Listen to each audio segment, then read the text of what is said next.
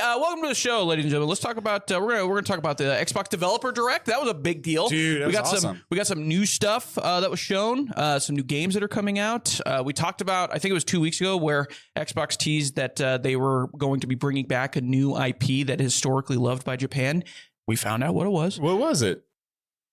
Ninja Gaiden 4. I forgot that's what we were talking about. Yeah. Ubisoft did some Ubisoft type things, and they laid off a bunch of employees. Classic Ubisoft. And then out of nowhere. And then Rockstar. They made, actually, let me put it this way.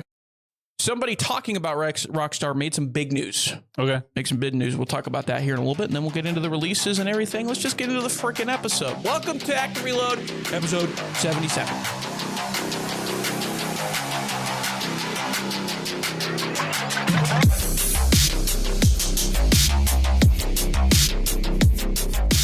The Developer Direct of Xbox. This is how we're going to title these from now on, I guess. We're just going to call them officially called Developer Direct. Yeah, I looked it up. It's the Xbox Developer Direct. That's what it was called. How many directs do they have? Too many. We have Nintendo. I think Nintendo's is a Direct. Yeah. I think is Sony's a Direct too? Sony's is a State of Play. Oh, that's right. Yeah. And all not good names. You know what was a good name? E3. Yeah. Or Gamescom or something like that. Those were the better names. Now we're just doing directs. They're basically, they feel like, they kind of just feel like shareholder calls at this point. Well, no, they do have shareholder calls. Those are I know. very, very different, although they're still insightful. These ones feel like shareholder calls because everything they have is under their control. But see, that's true. But they also feel impromptu, which I don't, they're not regular.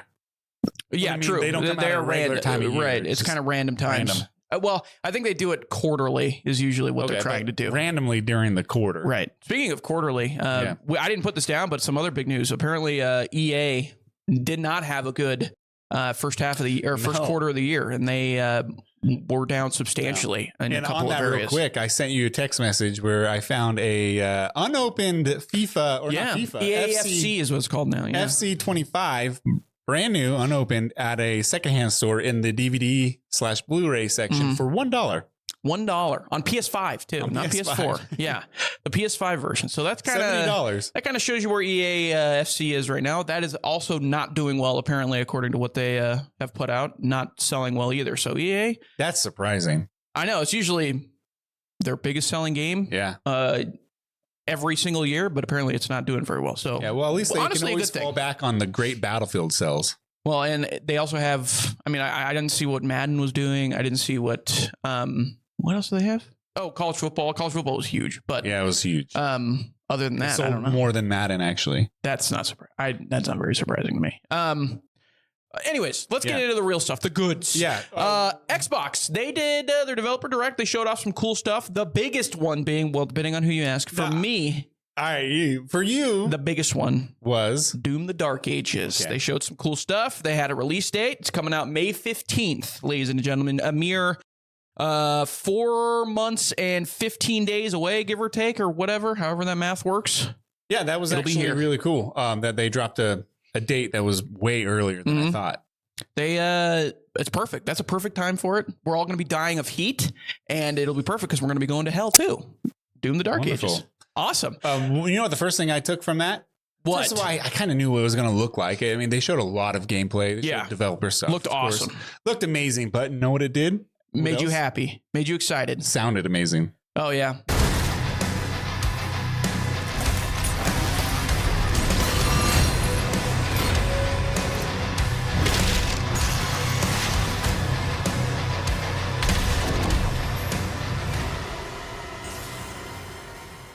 The Mick Gordon.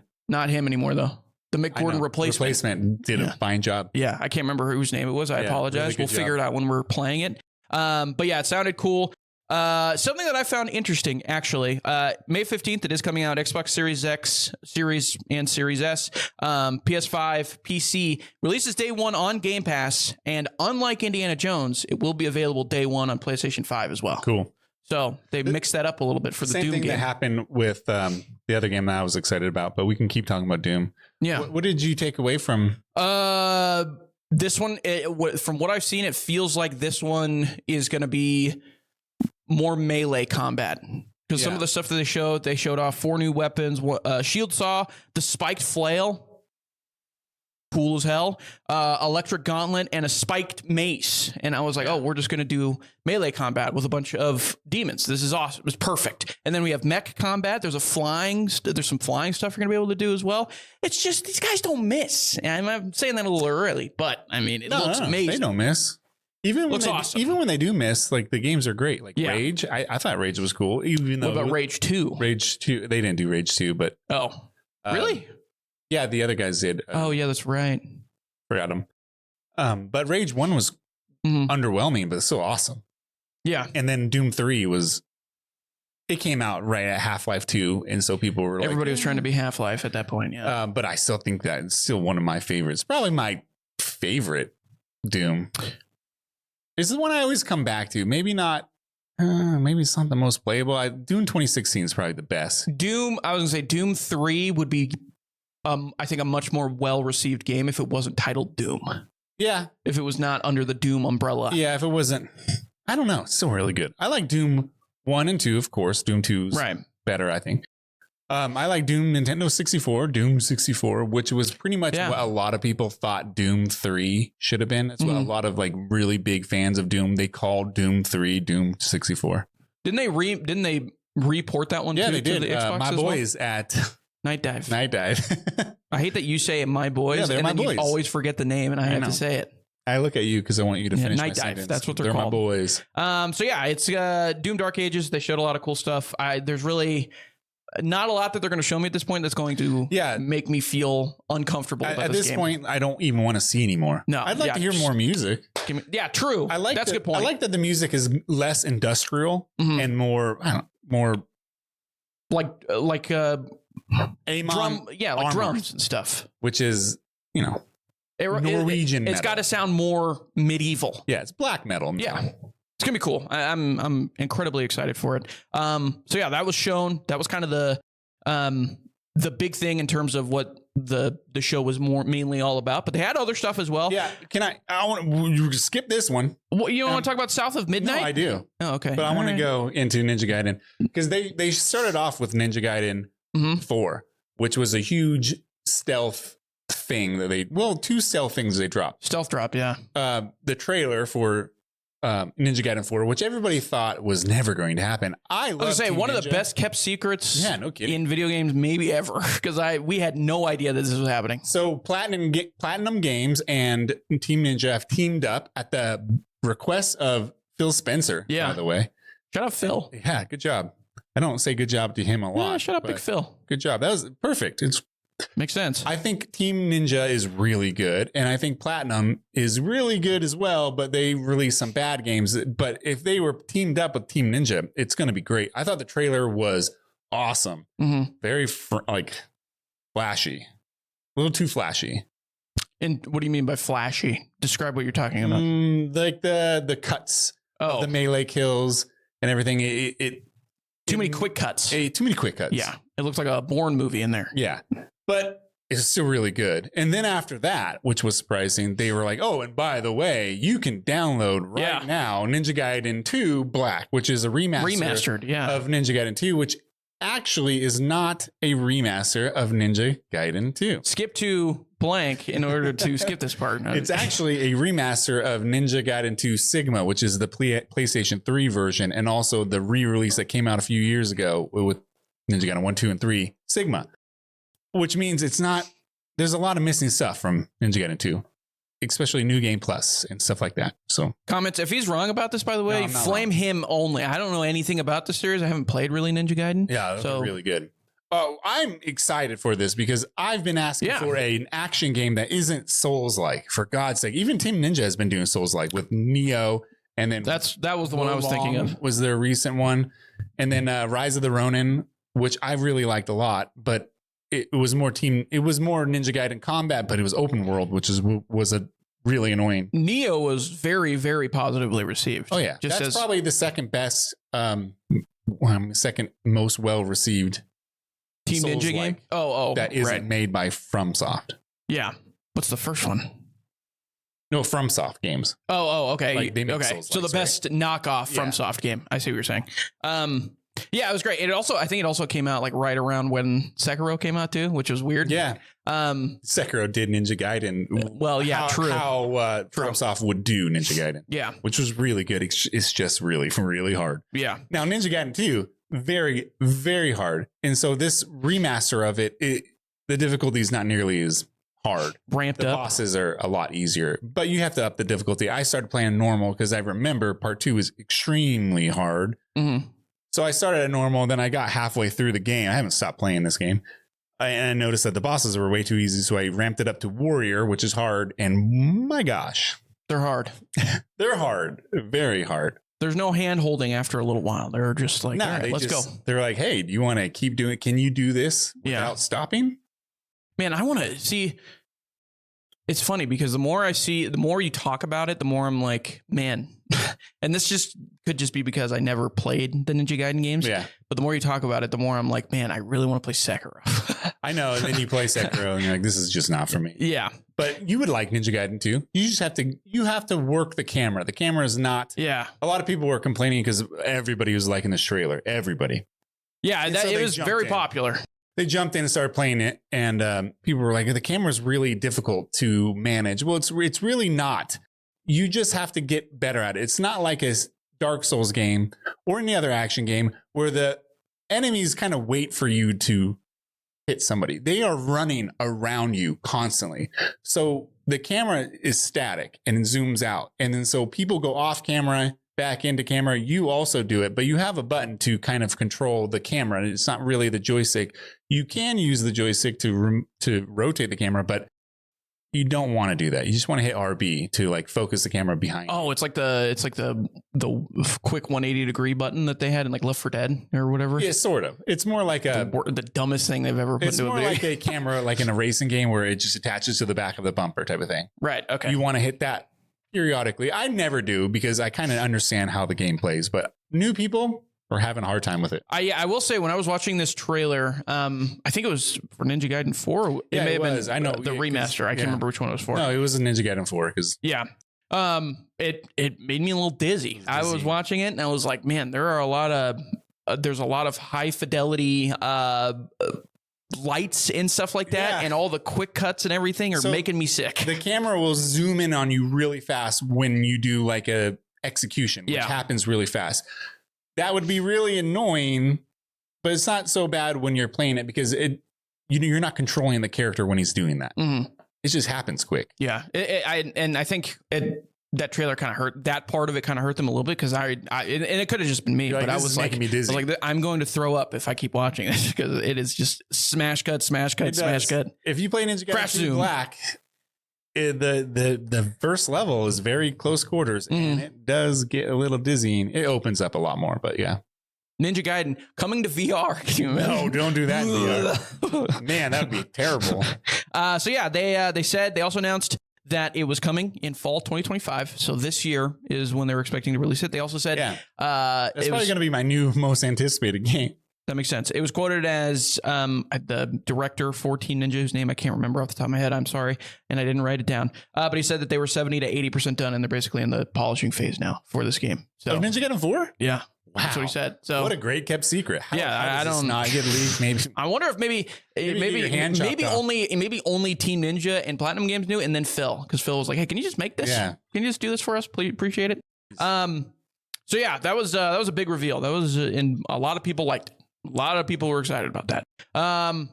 And it kind of took the sting away a little bit out of the next one. Yeah, South of Midnight. It also had a pretty good showing. Comes out April 8th, so also right around the corner. It's coming out on Xbox Series and PC. It was mainly like a story showcase. Trailer. They didn't show a lot of gameplay. No. They showed a lot more gameplay earlier. Yeah, and it was mainly just talking about what the story was, but you could kind of get the idea of what the story was from the trailer.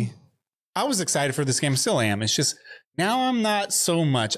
I didn't expect it to be an Alice in Wonderland type of adventure. It's the quote is as the main character, you're exploring mythos and creatures of Southern folklore in a macabre and fantasy world. Macabre. That's how I was. Macabre. And I was just a little disappointed in how the story is going to start. I thought the world was already there and you're exploring it with a modern character. No. But no, it's like a Wizard of Oz tornado happens, or you tripped and fell down a hole or something, a hurricane, and then you go deeper looking for your mom. Yeah. And you go into the lore, and she has witty things to say, although I still think she's a pretty good character from what I've seen. But whatever, I'm into it. They didn't show a lot of gameplay, though. No, they really haven't shown a lot. They did show there was some bad frame stuff. Well, not just the animation, where people are thinking that the stop motion animation style is a frame rate problem. Yeah. No, I actually saw some really technical frame rate issues during like big moments. So I don't know. It's bad when you show a trailer with problems. Not to mention putting the smack dab in the middle of Doom, which looked unbelievable, and it always looks unbelievable when they showcase it. And then Ninja Gaiden 4, which is a huge announcement, and they showed gameplay trailer of that as well, essentially, and that looked amazing. Showed stories. Yeah, it's kind of it burns out the candle a little bit. If you will. Either way, it does have a date though, and it does April 8th, and it's right around the corner. That's 3 months away, less than that. Do you about think 2.5 months away? And also, you didn't write it down. Expedition 33. That's true. Yeah, that's coming to Game Pass too. Yeah. That was so I think that was announced beforehand. Well, yeah, true. Yeah, I keep forgetting that. And whatever. So, do you think they're kind of blowing their wad a little early? Nice. Shout out Phil. No, I think they're gonna have more stuff that's gonna be announced come. Speaking of wad, come summertime. I think they'll have another one. They'll do another one of these directs, and I think they'll have some more stuff. What else are they going to show? Well, that's my point. Well, I mean, they kept Ninja Gaiden 4 under wraps. It's true. Man, it'd be really nice to have Gears of War. I was going to say, and fall 2025 for them. No, Gears is no. Gears is not coming out this year. But Fable, we don't have a release date for Fable yet. Right. And that feels like if it's not close, I don't know what the hell they're doing. That'd be really funny if South of Midnight was a better Fable game than actual Fable. Yeah. Well, I don't know. I guess we'll see. But the only one that they seemingly have that's a big, at least that I can think of off the top of my head, that's a release for November or fall would be this Ninja Gaiden game. And you'd usually like to see more than that. Yeah. As a well, I guess it's not exclusive, but made from an in-house group. So I would have to see. It has been known. Team Ninja's always been with Xbox. Yeah. Since the original Ninja Gaiden reboot. But it's coming to PS5. So, and PC. And, they've been pushing that. They're like, we don't want to have the console exclusives very much anymore. Obviously, Doom, a perfect example, bringing that to PlayStation. The console exclusive stuff is the Game Pass. That's the exclusive stuff that you're getting. Yeah, you get to play it for free on our console. $20 a month. Right. Well, but there's a different tiers. Yeah. Does it tell you which tier these are all coming out? I just assumed it was the any tier you get, but I don't know. Me too. Because they're first party. I think if you do the base tier, you get all the games, but the other higher tiers are what allow you to play online. Yes, and you also get the EA Play. Right. And stuff like that. Right. Okay. Which, by the way, Microsoft, you'd probably buy EA if you wanted to. I just thought about that. Yeah, whatever. EA doesn't want to. They're down in the dumps right now. They still make. They still have something left. They got. It's not like Ubisoft. Well, also, like if they were to buy EA, would the licenses carry over in the purchase agreement? So like you would have to negotiate. Yeah, exactly. So it would probably take forever. That's like their bargaining chip for EA. Like if they were like, we're not going to sell. We have these licenses. That would be how they would be able to bargain against it. Anyways, so it was a pretty good Xbox Direct. It was a really good one. Yeah, we're going to get a lot of cool stuff. And I think we're going to have some other, I feel a couple more announcements come summertime, June or something like that after these bigger games release. So like, after Doom comes out, probably halfway through June, I would expect them to have another one to talk about, maybe something else that's coming out in. Can you make a guess? I think Fable. I think Fable's the one. It feels like that's the one that they're going to, hey, 6 months from now, here it comes. I'd like to say Forza Horizon, whatever. Yeah. 6. Yeah. We haven't heard anything from them in a while. Same people. Yeah. It's made by Playground Games. So I don't know if they can make 2 games or release 2 games at the same time. I think it's got to be Fable. It's been so long, and we saw more from them during the Game Awards, if I remember correctly, or was that before the Game Awards? One of those shows. It was the summer. But it doesn't. There's nothing like Gears, but there's no way Gears is close to being done. They just showed. They just explained or dropped. Someone did that people can fly are working with Gears. They're working with Microsoft. Coalition. Yeah. And People Can Fly have done that before. They did Gears Judgment, which is probably the worst one. We don't talk about that one. But it's not bad. It's not a bad game. It's just like it feels like DLC. I was gonna say it doesn't, and it also doesn't feel like Gears like the other ones did. Yeah, if that makes sense. It seems like a offshoot. It's still fun though. It's all right. I don't love Gears 4 made me quit halfway through. So 4, God, 4 is the better one. I like 5 better than 4. No, I don't like 5's okay. But the end of 4, ending of 4 is really good. Maybe I should play it. We need Gears 6 we've done that before. E-Day, that needs to come out because that's a prequel though. Yeah, and thank God. Actually, the end of 5 is pretty good too. I mean, I don't give that one enough credit because they make you make a decision that's actually pretty heartbreaking. And then they're gonna maybe come back to it. Right? Yeah, later? It's kind of weird. Anyways, I think it's got to be Fable. That's going to be their game that they show in June and say, hey, it's coming in November or December or whatever. Okay. Here's our console game. Here's our console seller. Fable. Is there anything that could be a surprise? You know what? I wouldn't be stunned if we got, I don't think it would come out this year by any means, but I wouldn't be stunned if we got a Fallout remaster announcement. Yeah. What about 3 Perfect Dark? New Vegas. That's true. That game went perfectly dark. After it showed that first trailer. Yeah. And we haven't heard anything from that since. That's a good point. I mean, that could be their flagship shooter thing that they come out at the end of the year. I don't know. I don't see that happening. There could be Halo stuff too. We haven't heard anything Halo-wise. Nah, they just formed that new studio. Yeah, that's true. That was kind of the announcement, I guess. Yeah. They were starting over. Halo Studios. Yeah. Thank God. To get rid of the 343 stink. I don't know what they're going to do with Halo. Like Infinite. I like Infinite too. I think it's an underrated Halo. It is an underrated Halo game. We're going to look back on that game and be like, this game is pretty solid. Yeah. And I don't know. It was just like we did with ODST. It was undercooked when it released, but it was a free-to-play game. It was mostly a multiplayer game. That campaign sucked. I like the campaign. I mean, it's fun, but it's only one area. Okay. I will agree with you in the sense that it doesn't need to be open world. Like, it's kind of a useless open world. I do like the idea of Halo on a grander scale, and you can kind of see where all these Covenant troops are and whatnot. That's fun. But in terms of because I'm playing The Witcher, and the open world in that game is so much more dense than what we got out of Infinite. So varied. Yeah, I understand that. That's a fair critique. It just felt like when they had an idea of Halo Infinite, by the time they released it, they were like, well, what are you going to do with the rest of this? We're like, we got to scrap it. And so they just focused on the multiplayer, which I think is very good. Yeah, they do. They do, at the end of that game, tease some pretty big story stuff that is deep into the Halo lore. Yeah. And then there's been nothing about it since. The deeper you get into Halo lore outside of the novels, I guess. Yeah. The worse it gets. No, stop. Well, the novels. Yeah. Outside of the novels. Novels are great. Yeah, I know. Yeah. But also basically ever since the leaving from Bungie, it's kind of fallen apart, unfortunately. Yeah, I know. The Expanse, or the expanded, the Reach Expanse, I guess you would call it. That was interesting. Reach was amazing.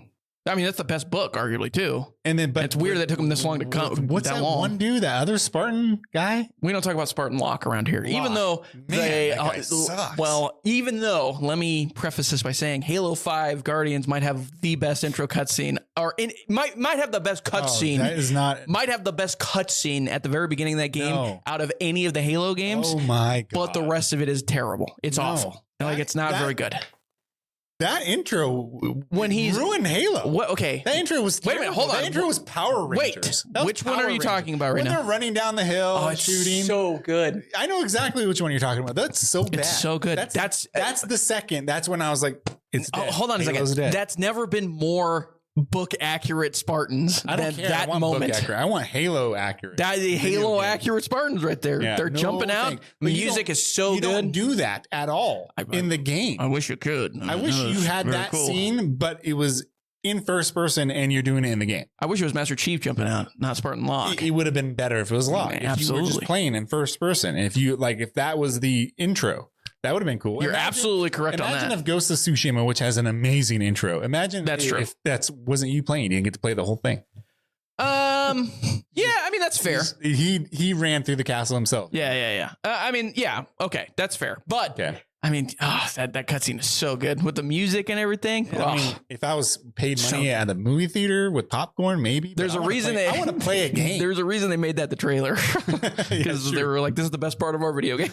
Yeah, it was, in terms of cinematics, I guess. I mean, it might be just from that point on, it's all literally downhill. Yeah, it starts the top of the hill. Yeah, you go all the way down. I mean, they literally put you up in the air and then. The multiplayer is good, which is very that's different. True. And not to mention, they didn't bring back Fireteam for Infinite, which is sad. Not Fireteam. What's it called? Guardians. Halo 5? Halo 5 had, what is it called? You're talking, the co-op, the Horde mode co-op. Yeah. That's in Infinite. But they put it in late. Yeah. That's what I remember. A year ago.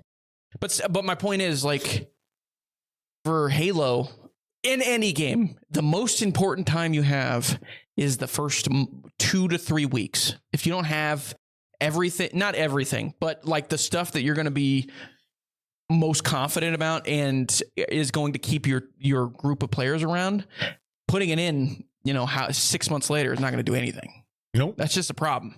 Look at Marvel Rivals. What about it? They got everything they need in that video game.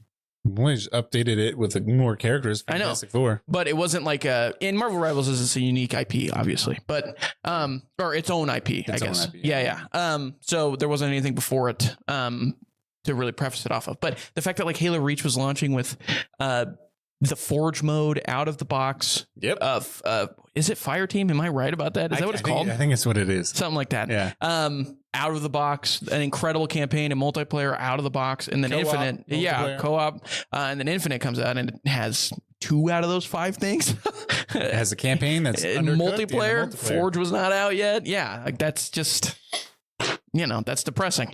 Anyways, Halo tangent done. We got one of those a day, one of those an episode. Let's talk about more depressing stuff. Ubisoft, ever heard of them? Ever heard of them? I know I do that every time. That's actually like a tick. They be hard on their employees.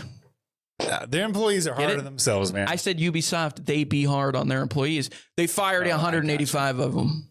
Sorry. Yeah, the DJ Hero guys. Yeah, they haven't released a DJ Hero in how many years? It was called Ubisoft Leamington or Leamington, I think is how you say it. They used to be Freestyle Games is what they used to be called. And they were known for the DJ Hero series. That was like their big thing, which was came out right in the middle of like the big Guitar Hero stuff. Didn't they do that snowboarding game? SSX? No, that's EA. Riders Republic. That one was before Riders. Before Riders Republic? Oh, I don't know if they did. I don't know either. That was an okay game. What I saw was they got acquired by Ubisoft after the DJ Hero series. Okay. After DJ Hero really took off, and then they were working mainly as a support studio for like Far Cry 5, Avatar, and Star Wars Outlaws. Yeah. You gotta, hey, industry, stop splitting your game up to multiple places. You got to stop doing that. Especially stop doing that to like slave labor countries. Well, and good Ubisoft. Studios.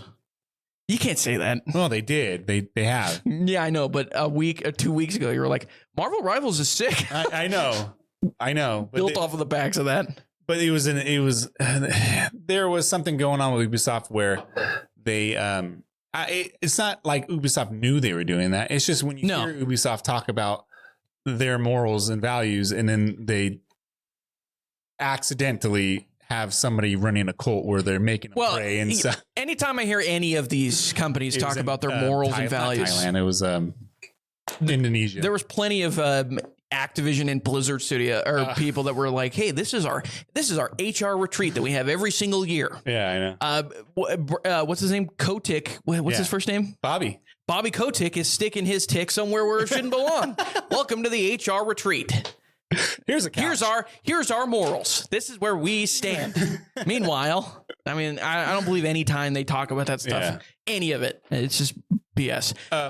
So 100, how many people? 185 employees. Dude, were I'm sure there's going to be a lot more. I'm sure they would love to hear you say all 185. That's nothing. That's nothing compared to what's coming. Sorry, guys. Sorry, Leamington. You'll have to find another job. Well, Grant here saying that's nothing. Well, dude, I mean, what do you expect? You got to make good product and sell product.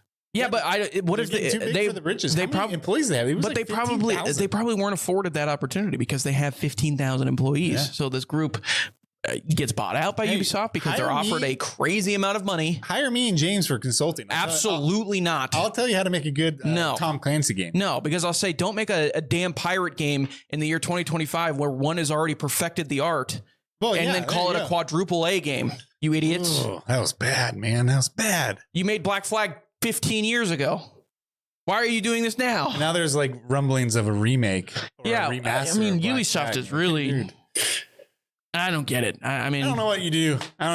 But I feel like it's all riding on Assassin's Creed. Yeah, that's true. Shadows. Obviously, there's a reason they've been delaying too. They're like, this has got to be good when it comes out. Like, this has really got to be good. Or the French man that owns most of our shares is going to sell. Yeah, there's 10% or 9.99 or whatever. 10 and then Guillermo family, whatever, 19 or almost 20%. I thought it was 15. Okay, it's 15%. 15%. So. Yeah. The rest is publicly traded, and they're going to be selling off their shares.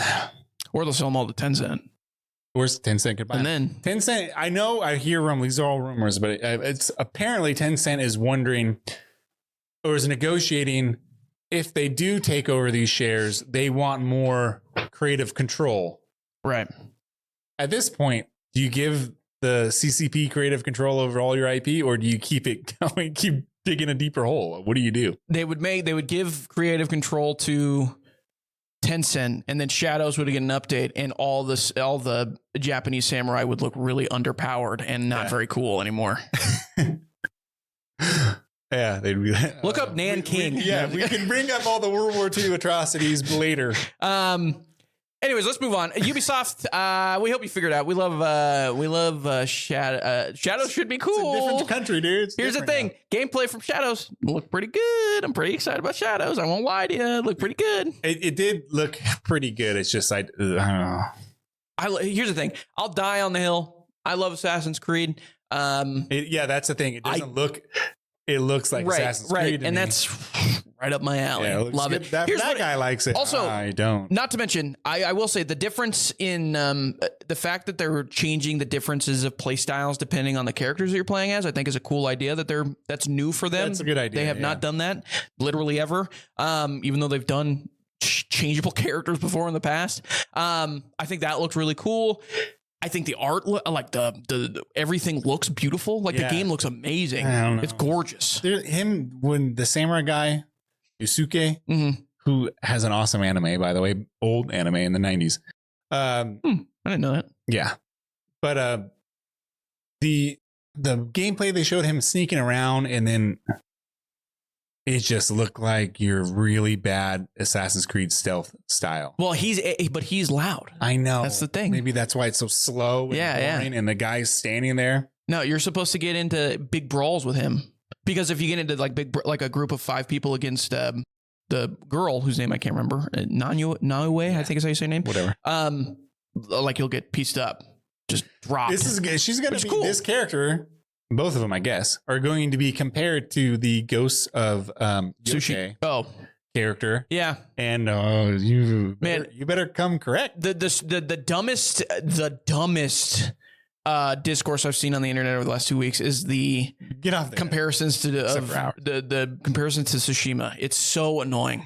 Oh yeah, well, it's just it's going to be hard to not compare. I know, but it's also like Ubisoft stole the idea of Ghost of Tsushima. No. Brother, most of the games that have come out since Tsushima that have anything to do with feudal Japan were copying Ghost of Tsushima. That's the whole idea. Ghost of Tsushima was a monster hit as a single player third person action game. Yeah, of course, everybody's going to want to follow. What Tsushima does really well, and I'll talk about it later because I'm playing it. I have been playing. Yeah, is that their open world design? Yeah, is they took Ubisoft's pioneering, I'll give them that, of the open world design and checklists and all that stuff, and they eliminated it and made it more streamlined and less UI noisy. Yeah, true. This Assassin's Creed game it doesn't seem like they're doing that. Oh, I think they're going less noise. Yeah, because they've talked about a couple times. I can't remember who it is, but the lead director was like, "We want to hold your hand less in this game than we have in the past." It's good news. That's really good news. Yeah, because that one thing I like about Tsushima is that just let the wind take you. Yeah, exactly. Literally, the wind will point you in the correct direction where you're supposed to go. And if you don't want to go where the wind takes you, go somewhere else. You can turn the wind stuff off. Follow this bird that's chirping in your ear. You can get a nice little shrine. A fox too, yeah. Yeah. All those little foxes. You just give them a little pet. I always, every time I'm riding on a horse, I'm like, oh, there's a fox. And I follow the fox. I'm like, what am I doing this for? And then I get there. I'm like, well, I'm glad. And then you pet the fox. I'm glad I did. I got a headband. The part that they cut from it, which a lot of those don't know, foxes piss everywhere. So what they do is you pet them and they pees on your leg. Yeah. That's why you see all those YouTube videos. Like, oh, look at, there's a cute fox on my trampoline. Then you get to the trampoline. You're like covered in piss. Yeah. They piss everywhere. Don't own foxes, you weirdos. What was wrong with you? Anyways. Yeah, that's true. Just get a dog. Go ahead. Hey, real quick, I almost said Rockstar. Ever heard of him? Rockstar. You know him? So there was an analyst slash. I looked into this guy. Matthew Ball is his name. He's an analyst. He's a what's the word for it? He does like market analysis for a bunch of like Fortune 500 companies and stuff. Or is he not predicting? Okay. He's saying that Rockstar should be charging. Wouldn't be surprised to see them charging $100 for GTA 6. We're a little late to this, but we'll talk about it a little bit. He said, quote, it was a presentation, and then at the end he said, quote, some game makers hope GTA 6 will be priced at $80 from between $80 to $100, breaking the $70 barrier and helping $50 titles move up to $60, $60 to $70, and $70 to $80, etc. I like this question that you have, though. Would this create a snowball effect for everything else in the worst way possible? Can I answer it? No. Yeah. And then this is why I think this is a no. Because, I mean, if this was 8 years ago, I might have been more worried. But when they raised it to 60, one of the things that was the big discussion on the internet or within developers, I guess, and publishers was pricing how you want to price. We've seen for the past 4 or 5 years, games, the standard turned to 70. And then some people just were like, we're going to do it for 60. And some people were like, we're going to do it for 50. And so I think that Rockstar definitely can sell it for 100. Right. But I don't think it's going to make other publishers and developers be like, well, our game's worth 100 too. No, I think that the power of pricing it yourself is more flexible than ever in the history of video games. I disagree with you in the sense that I do think if there was one studio that could get away with it, it is Rockstar. No, I think they can. I think. Well, I think I'll pay $100. Well, exactly. I think a large majority of the people that have or that want to play GTA 6 are willing to pay $100 for it. Unfortunately, to my point, I think Rockstar knows how they are flexible, or they're willing to be flexible with their pricing. Yeah, everybody can do the same thing. If Assassin's Creed wants to sell for $100, then they can. They wouldn't do that because they know they would never sell that. But if they wanted to sell for $20, they could too. This is where I think that's a great idea. But that's where I disagree with you because what did we just say about the pricing of games? No, about Ubisoft. They released a pirate game because they thought pirate games were so cool 15 years after the best pirate game was cool. Has no finger on the pulse whatsoever. But that's my point. They're so far. Our game's worth $100 to us. We have 15,000 employees. This would be perfect for us. $100. Is that so? You mean like the brain dead, right? Corpos, I guess. The people that are like, yes, the people that are like, we want to make more money. We should price it at whatever this other company is pricing it at. But they also see the data. They're not dumb. You know, like they don't have a finger on the pulse of the video game world and what gamers, and especially in America, want. But they do see data and they can read it and they can be like, we can sell this for 70 or we can't sell this for 70. But I do think that when it comes to about creative control, right. But I think when they see the budgets that they're putting out, these corporate people, the heads of these companies, the business side of the heads of these companies, I should say, this in order to make a profit. Exactly. We need to spend more. We need to price this higher because we're spending so much to make it. Maybe to the layperson, but like to us dweebs down here. But up there, like they're not just saying we need to do that. They know they will juggle the best action to take. The thing that worries me pricing is because look at what's happened to movies. Movie theaters have never been more expensive to go to. Streaming services have never been more expensive to own. That's not because the budgets are going up. Yes. You're saying like the greed of these people are they're skyrocketing. They're saying, hey, people are greedier more today than they were 10 years ago. It's costing us more money to make these products. We need to price them higher. I know, which is a market response. Right. But it's not, the conversation is we're not going to make a better product. It's just we're going to price this higher. Okay, well, then they need to make a better product. but there's no guarantee that they are going to do that. Then don't buy. Here's the thing. My thing is like, I don't think all of a sudden in the last 5 years, people have gotten more greedy. No, I think that they are just finding ways to make money and they're doing it wrong. I think the greed has always been there. They're not like, it's like oil companies or gas stations. They're like, well, gas is like $1 more than it was last year. Those greedy gas companies, no, it's not. They didn't just come into greed this year. Yeah. But that's, you're talking about a commodity. That's way different. I know. There's a bad example, but this is, I think that, I don't even know what we're saying. It's closer to the movie experience where movies are now wanting to make more of their money back because these budgets are so expensive. They're just going to keep making and then pricing more for the streaming services that they get the exclusivity rights. They're just going to hike the prices up so they can keep trying to make their money back. Yeah, but if they know that hiking their prices up, so it's, for example, Assassin's Creed Corpos, they would never release this at $100. I thought that was a new game. Assassin's Creed Corpos. Corpos. It is not a bad idea. Yeah. Future game. Not a bad idea to go into the cyberpunk realm with Assassin's Creed. They've been very scared to step into the past World War I. Yeah. But they would see $100 game or $100 price for their new game. And like that would be detrimental, even though they would like it. Like, imagine we can make more money if we sell it for more. Right. We can profit more. They're not thinking that. They're thinking we need to sell this game to everybody. I know, but they already did. That would be a horrible idea. But they already did that because they jacked it from 60 to 70. Yeah, they were like, we can get away with this $10 price hike. I think that the industry standard has gone up because the cost of games have gone up and inflation and blah, blah, blah. But it hasn't gone up for everybody because not everybody's pricing it at 70. Know. That's my point. I think that they can be flexible. They can price it however they want, whatever they think is going to be the best interest for more profit. Now, honestly, I think something like the other Assassin's game that came out last year, that's going to be getting DLC soon. Mirage is getting that DLC? That game was not $70. No, it was $30, $40. Yeah. Because they didn't say, let's take a loss on this. Our game is worth $70. But they did. I think they did take a loss. They take a loss on everything.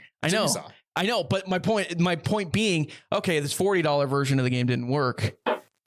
Whatever, the $70 haven't been working. Yeah. We're not going to make the content better of the game. Clearly that hasn't helped. Let's price it higher and see if we get more money back less of that game. The budget of that game is a lot less. Right. Therefore they were able to sell it less. But I don't think they made their money back.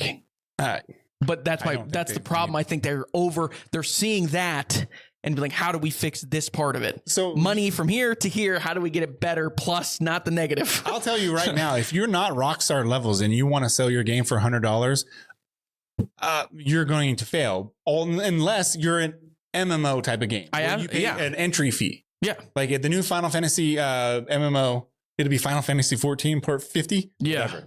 Whatever. Especially if you're naming Final it that. Fantasy and Square Enix wanted to make their next MMO, which they will eventually, and they wanted it to be a non-monthly payment MMO, which is kind of trendy right now. Mm-hmm.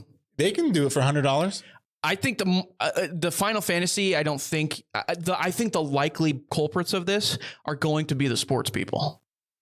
The Maddens, the 2Ks, they already do it this year. They already do it. 2K sells like hotcakes. They can do whatever they want. Madden 2025 on Xbox One for $70, right? $60.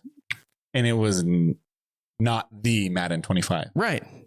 That was crazy. So I think that if there's anybody that thinks they're going to be able to do it, it's going to be EA. It's going to be 2K. Yeah. It's going to be those guys. I'm just not going to break it down to these people are evil and dumb and they just want more money. No, I don't think they're evil and dumb. Yeah. But you said it yourself. They don't have a finger on the pulse of what makes it popular. They'll see Rockstar asking $100 for this game and be like, why don't we do that? I think that maybe they're a lot better at the money-making possibilities than they are the creative endeavors. And even the Ubisoft's creative teams are terrible because they just hire bad designers and bad artists. But that's not true either. Yeah, they do. Prince of Persia, that 2D side scroller game that came out. That was good. Yeah, that's a Ubisoft Ubisoft have game. A bunch of them. Right. They don't have. They're not filled to the brim with bad artists, but they have a lot of them. But they're not a lot of young, terrible artists. But they're not all. My point is, I know this. Prince of Persia. I know this from personal experience. Everybody. Yeah. They're not hiring the best. I mean, whatever. I mean, that's they're a fine example, I guess.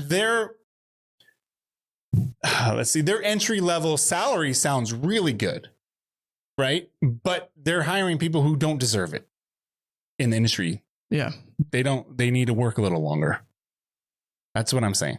I don't know. I mean, they're green. But and to me, a lot of green artists putting out big multi-million-dollar products, and it's not good. I never thought that I think the scale of these games is going to topple over on itself. It already has, dude. Well, Rockstar's going to come out with GTA 6 and be like, if you've learned anything from 2024, the scale of your games industry, the video game industry, way bigger than your britches. No, because it's going to reset. We're going to get GTA 6. Yeah. It's going to blow everybody's minds.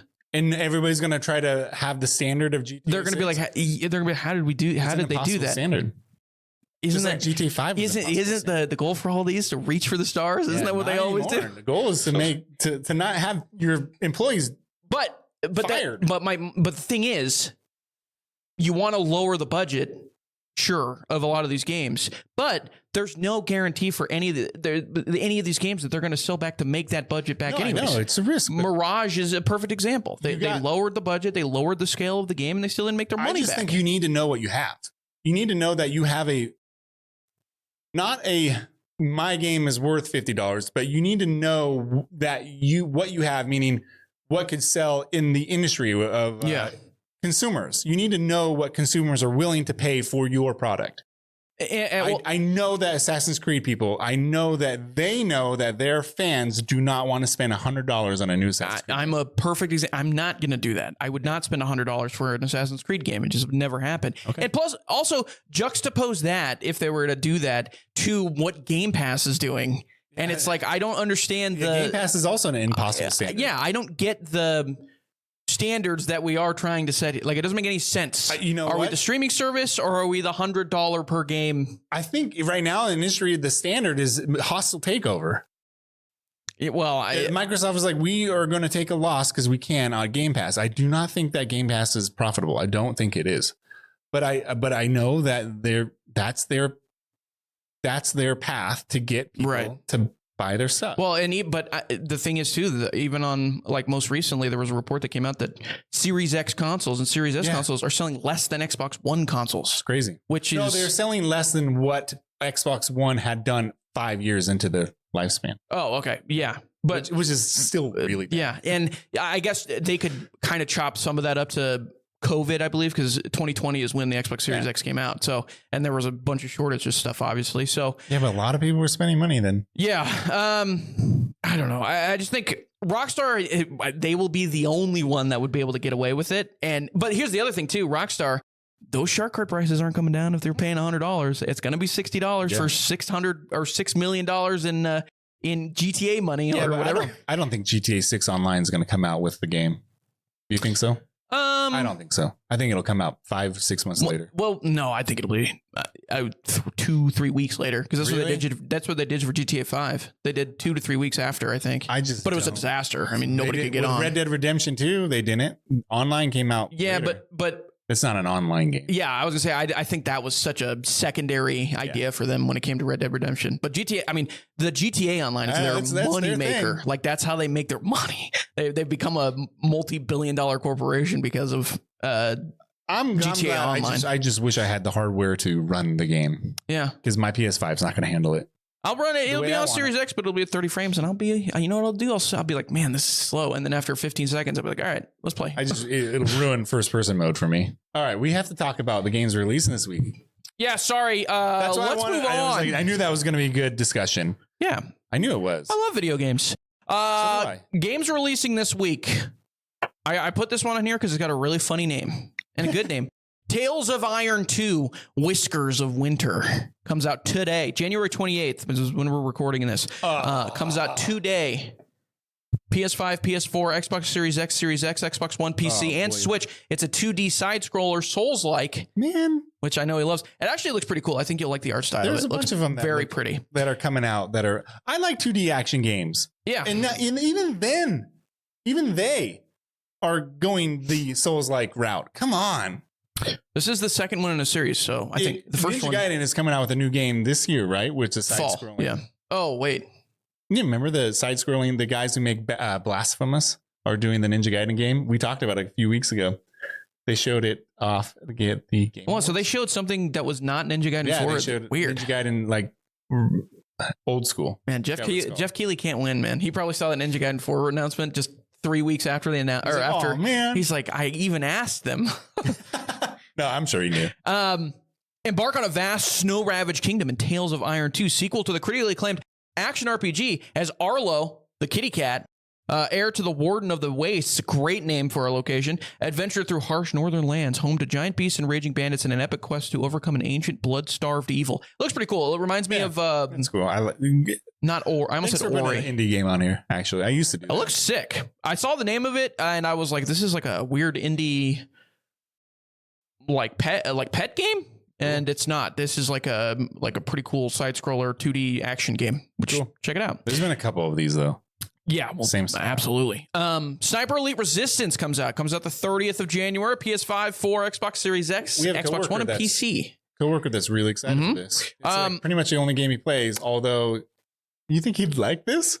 I've been seeing unfortunate reviews for this one. Me too. And Sniper Elite feels like it's kind of.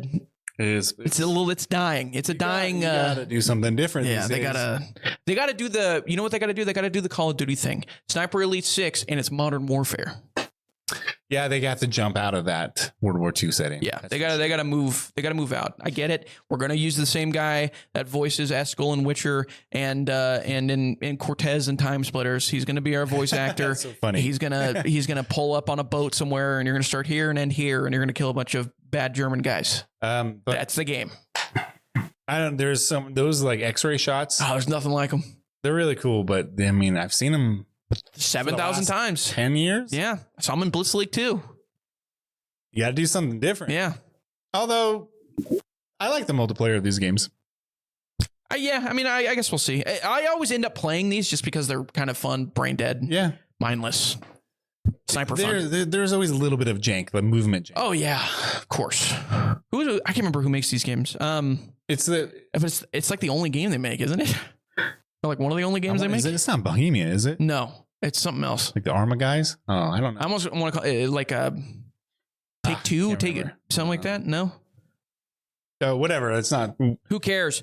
That comes out the 30th. Citizen Sleeper 2, Starward Vector. It comes out the 31st. Yeah. This is PS5, Xbox Series X, PC. Yeah. This is a quick sequel. Let me hold on really quickly. Let me read the description for this. Yeah, I know that. In a human and heartfelt sci-fi world, you are an escaped android with a malfunctioning body, a price on your head, and no memory of your past. Get a ship, find a crew, and take on contracts while you navigate across the Starward Belt. You know what that sounds perfectly for? What? A dice-driven RPG. Yeah, that's the thing that I was about to say. You know what kind of game this is? You don't really play anything. It's almost like it's like a management game. You're playing D&D. You know, like a Football Manager? Yes. It's like that, but in a sci-fi setting, and it's really written well. Great description of a game. Like, this sounds awesome. Great art style. I like the first one. It's a very niche game. But guess what? You're rolling dice. You're not even rolling real dice. It's virtual dice. You don't even get the cool sound. The artist that makes the cover for this game, fantastic. Do you know them? Or are you just saying in general? Okay. It does look cool. I saw the cover does look very nice. Very good artist that is leading the industry.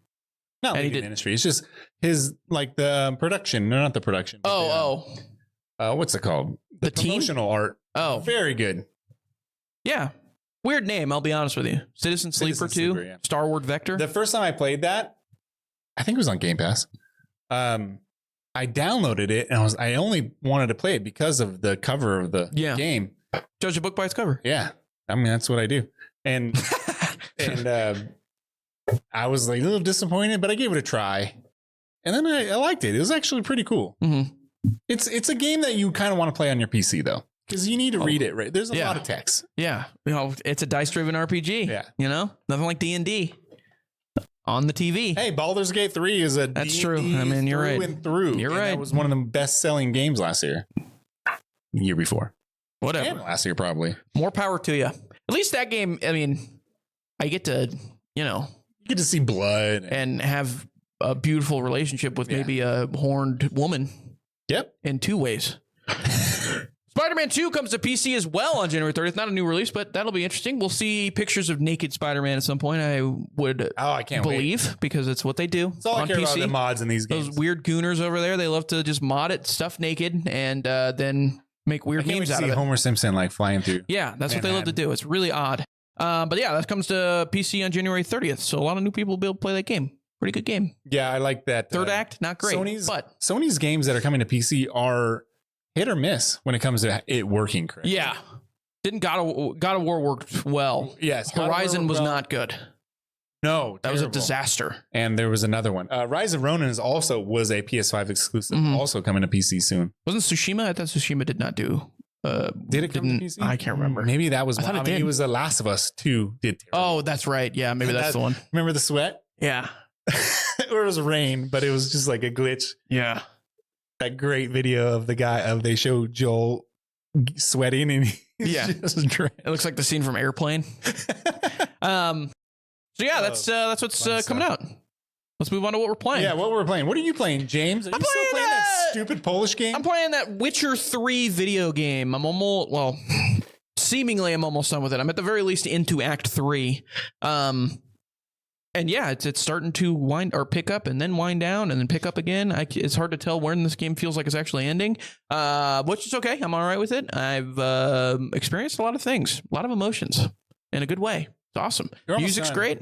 But you're not going to play the DLC. I am going to play the DLC. Oh my gosh. So you're less than 50%. All right, let's get to it, dude. More Gwent people to play. Don't do Blood and Wine first.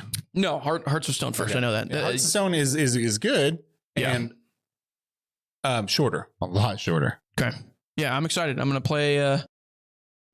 It's getting a little. Blood and Wine is almost a whole new game. Yeah. Where do you go? You go to Vizima, is that right? Is that what it's called? Temeria. No, Temeria is in the north. Yeah. You go to it's like the French version. Yeah, I can't remember. Toussaint. Wow, I can't believe I pulled that out. It sounds like a spaghetti. Wow. And it's really cool. It's very it's a different vibe for sure. Yeah. All right. Well, yeah, I'm excited. I'm almost done with the main stuff, and to more people that want to play me in Gwent, the better. And yeah, it's great. Gwent does get better in Toussaint. Oh, say less. Yeah. Now I'm excited. Yeah, it's true. My God, I think a lot of people were disappointed in the Hearts of Stone DLC. It didn't really do Gwent. I think maybe a couple more cards, but nothing really new. Mm-hmm. And then Toussaint, I think you have a new new class base. I'm pretty sure, maybe not, but either way, you do tournaments. There's a tournament you can go into, a way bigger tournament. It's cool. I got to get ready in a cool castle. I got to get ready. Oh, one of the quests, by the way, that I found out I failed because I was talking to my friend about it. What? Spoilers, by the way. Spoilers really quickly for Witcher 3. The quest where 10-year-old game.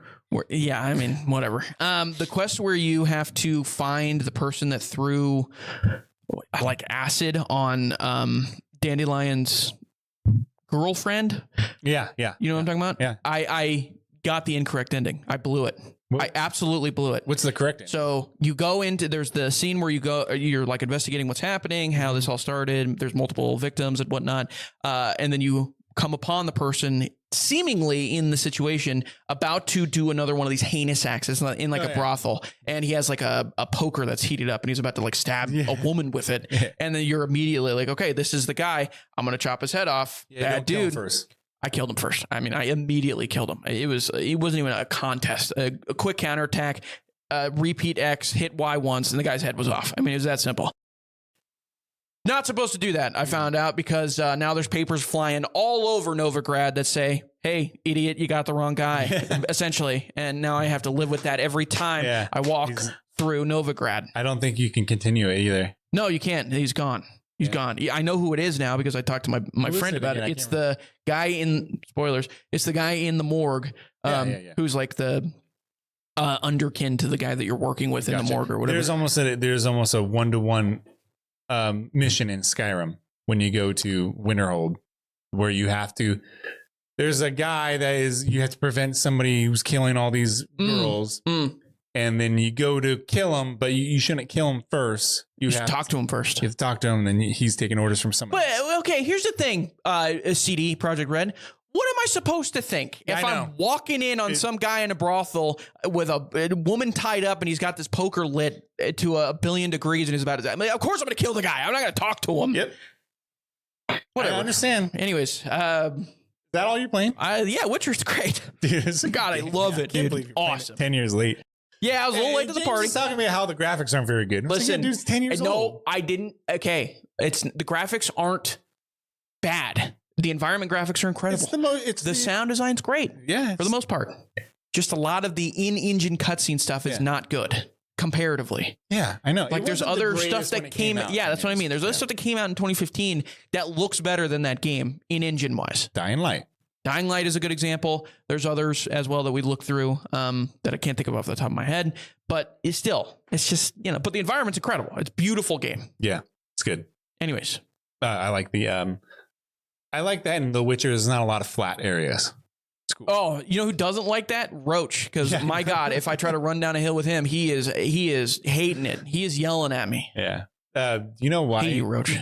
The Witcher Geralt hates Roach. Yeah, I know. That's what he calls him, Roach. You can get the I can't remember what it is, but I think it's a card, a Gwent card for Roach, like Geralt and Roach, and it's like a 7. It's like a Hero 7 card, and he's on the roof. Yeah, and Geralt's like, he's like looking up. He's like, that was awesome. A glitch. I figured that's what it was. It was a callback to something else. Yeah. What a beautiful game. Well, you know what I'm playing? Let's talk about probably call it like a Ninja Gaiden or something. Ninja Gaiden 2 Black. Let's talk about it real quick. I knew it. This game is really, really good. It holds up really well today. The only thing that doesn't hold up is the fact that it's not like the action games you're used to. So you really can't take a breath. Yeah. You can't lock on to somebody. It locks on automatically and locks off, but not like a hard lock. Mm-hmm.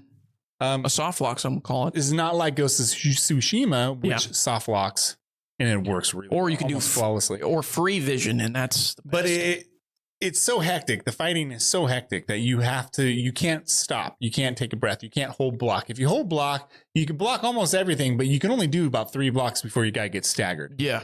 You can do moves where you can decapitate the enemy in 1 hit. Okay. Like the flying swan or something like that. Jimmy like. So the better you do, the easier it is. But as soon as you let up, you can get destroyed by your basic grunts, which is cool. But the environments are really awesome. I'm in a ninja mode. And there's one thing that Ninja Gaiden wait, does. hold on. Did you mean ninja mood? I'm in a mood, yes, but I'm ninja definitely mode. in a mode. I'm in ninja mode. I get into moods, I guess. I'm wearing all black, and I like westerns a lot, and if I get into westerns, I'll start watching a lot of western movies. I love them. Wild Bunch, one of my favorite. And then I'll start to play Red Dead. So I'm into ninjas. Oh, I can't do this.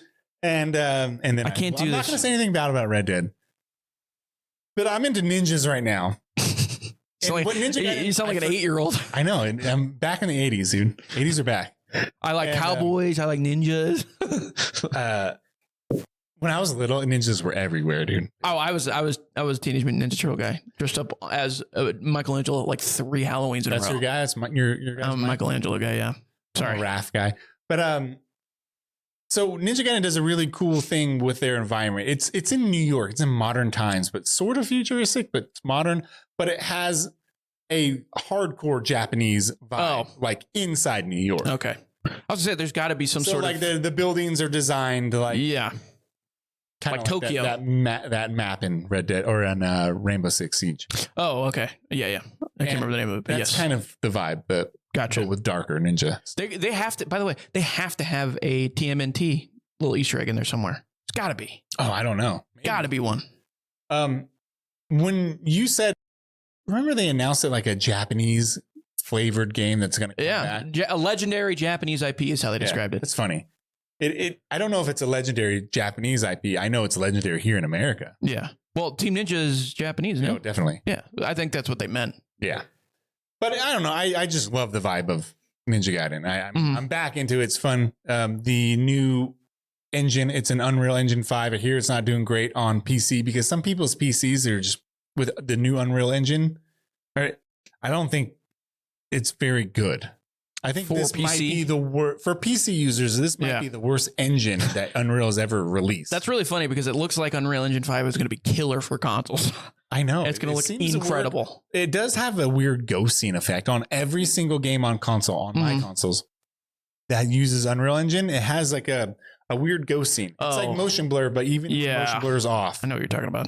You know what I'm talking about? Yeah, I do know what you're talking about. It's some sort of frame pacing situation, but F1 does that really bad. Really? They kind of have to. Well, they kind of have to because, I mean, it's hard to, when you're going that fast without motion blur, to kind of tell what's going on. You kind of have to have it. Yeah. You kind of get sick.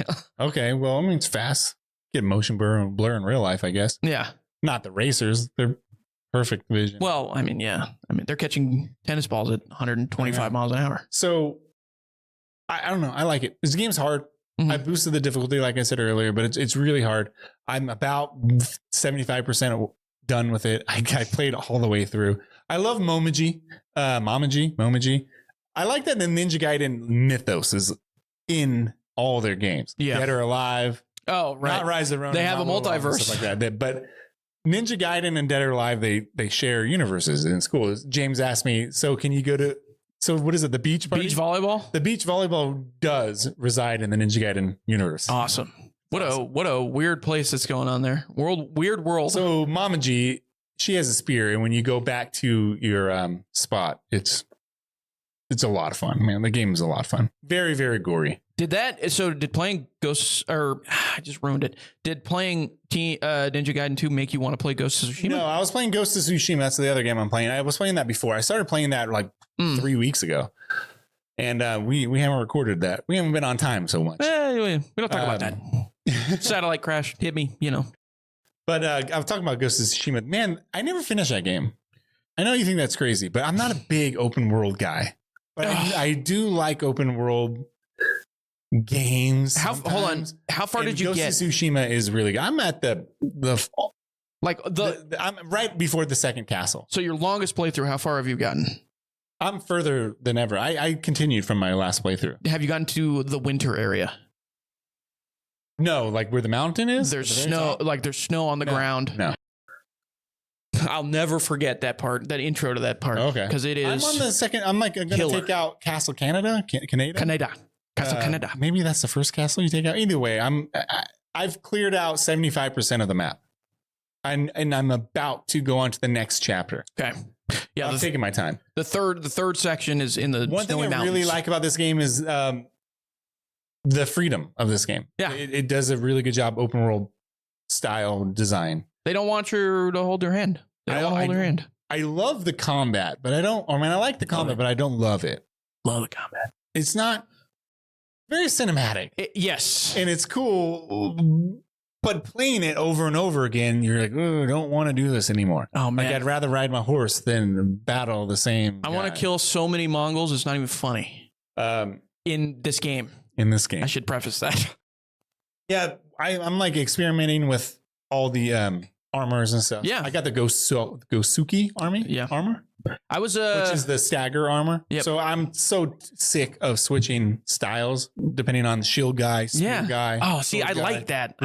I don't want to switch styles. So I heard that the Gosuki armor, you can stagger them without being in the correct style, which has made it better for me, but it's made it easier. So, yeah.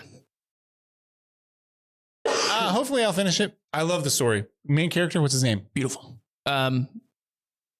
Jin Sakai. Awesome character. Incredible. Character. Very well acted too. A little too emo for me sometimes. Dude, when you go into the moments where he comes out, it's awesome. Yeah, really it's incredible. He's battling with himself. Yeah. And parallel with his uncle. I didn't even realize that there are two characters that are different. They're female characters. I can't remember. One of them is Yen, I think. Mm-hmm. Yo.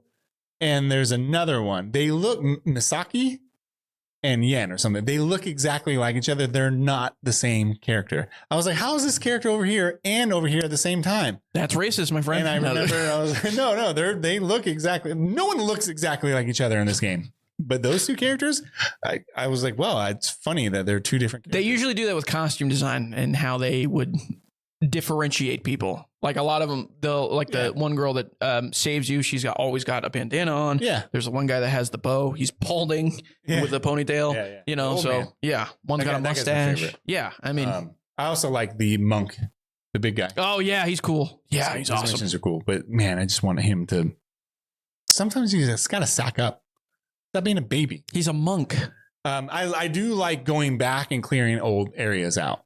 Yeah. It's the only time in any open world game I've played in a long time where I'm like, I'm going to go back there. I never go back. Ghost of Tsushima, I'm like, I went back. More than once, Melody would walk by and say, holy crap, what kind of game is that? I'm like, this is a PS4 game. She's like, you watching a movie? It looks fantastic. Probably the best looking video game I've played ever. Open world game ever. Not to mention the... I think Cyberpunk looks great, but there's some rough edges in Cyberpunk. I don't think there's any rough edges in this game. There's less to model and everything, obviously. But I mean, yeah, there's not a lot that's wrong with that video game. Also, the black and white mode is so cool. I have to turn it on and off. I can't remember. Kurosawa. Thank you. The Kurosawa inspired version of that game is awesome. It's very heavily inspired. You can tell. You can see the inspirations everywhere, from anime to Kurosawa, obviously, to even like spaghetti westerns. Big time. True. The duels. I mean, classic. That's it. Hey, we're done. We did it, ladies and gentlemen. Thank you very much for tuning in. We appreciate it. We'll be back next week. Yeah, definitely. For sure. Yeah. So we'll see you then. Remember to like, follow, subscribe, leave a comment. Thank you very much. We'll see you guys next week. Peace. Play Ninja Gaiden.